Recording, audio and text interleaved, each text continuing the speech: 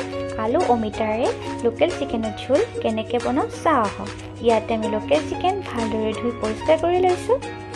আলু অমিতা পিঁয়াজ সৰু সৰুকৈ কাটি লৈছোঁ। মছলাৰ বাবে শুকান জলকীয়া পেষ্ট, নহৰু পেষ্ট, কেঁচা জলকীয়া কাটি লৈছোঁ, আদা পেষ্ট আৰু গোটা নহৰু লৈছোঁ। এতিয়া চিকেন ভালদৰে মেৰিনেট কৰি লওঁ। ইয়াতে আমি কাটি থোৱা আলু দি দিছোঁ, অমিতা দি দিছোঁ, কাটি থোৱা পিঁয়াজ দি দিছোঁ,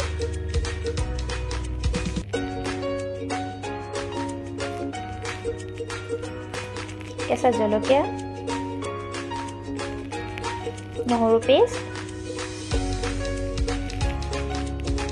শুকান জলকীয়াৰ পেষ্ট, আদা পেষ্ট আৰু গোটা নহৰু দি দিছোঁ। পাউডাৰ মছলা ইউজ কৰিছোঁ, জিৰা পাউডাৰ, ধনিয়া পাউডাৰ, চিকেন মছলা পাউডাৰ, হালধি পাউডাৰ,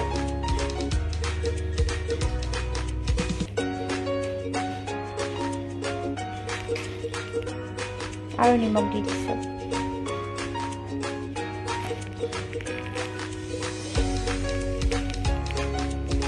সৰিয়হ তেল দি দিছোঁ। সৰিয়হ তেল আমি হাফ কাপ ইউজ কৰিছোঁ। এতিয়া হাতেৰে ভালদৰে মিক্স কৰি লৈছোঁ।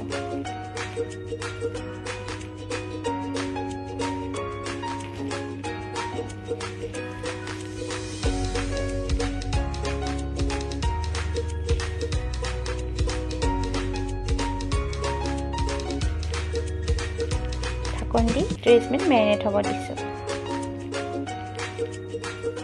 30 মিনিট পিছত কেৰাহী গৰম হ'ব দিছোঁ। কেৰাহী গৰম হোৱাৰ পিছত তাত তেল ইউজ কৰিছোঁ।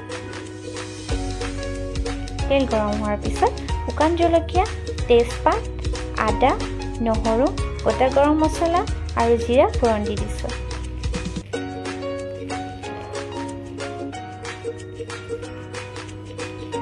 চিকেন দি ভালদৰে ফ্ৰাই কৰিছোঁ। ঢাকন দি ল' ফ্লেমত ফ্ৰাই হ'ব দিছোঁ।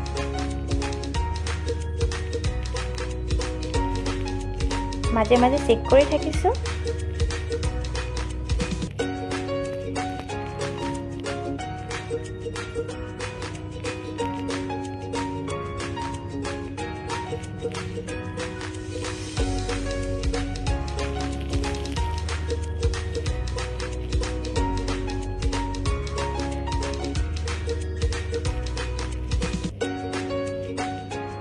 হাই ফ্লেমত আৰু এবাৰ ভালদৰে ফ্ৰাই হ'ব দিছোঁ।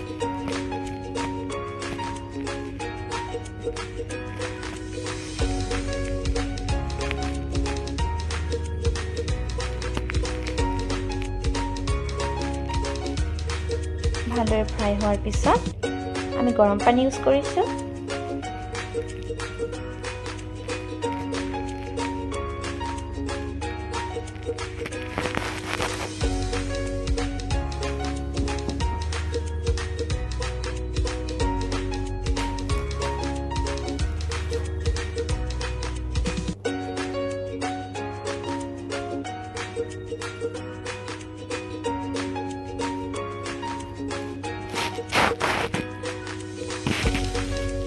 আকৌ এবাৰ ঢাকন দি দিছোঁ।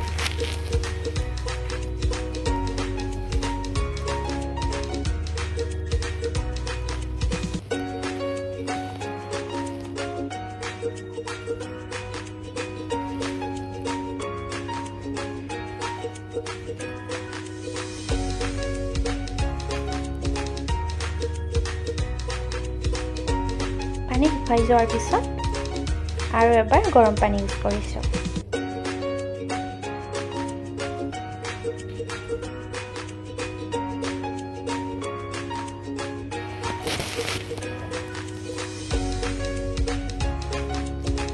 হাই ফ্লেমত ৰাখি ভালদৰে বইল হ'ব দিছোঁ।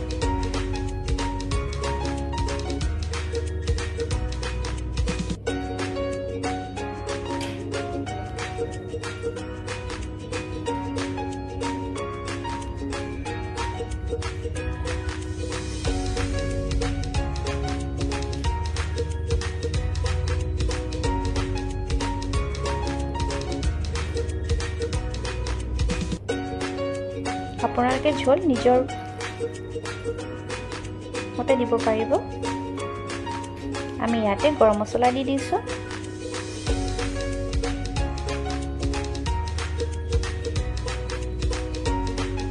গৰম মছলা দিয়াৰ 10 মিনিট পিছত ধনিয়া পাউডাৰ দি দিছোঁ আৰু ধনিয়া পাত দি দিছোঁ।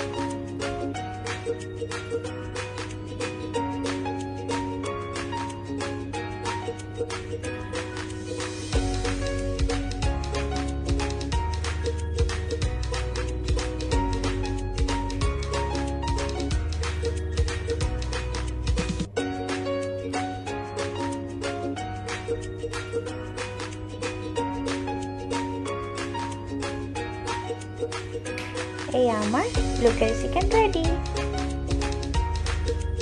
কমেণ্ট কৰি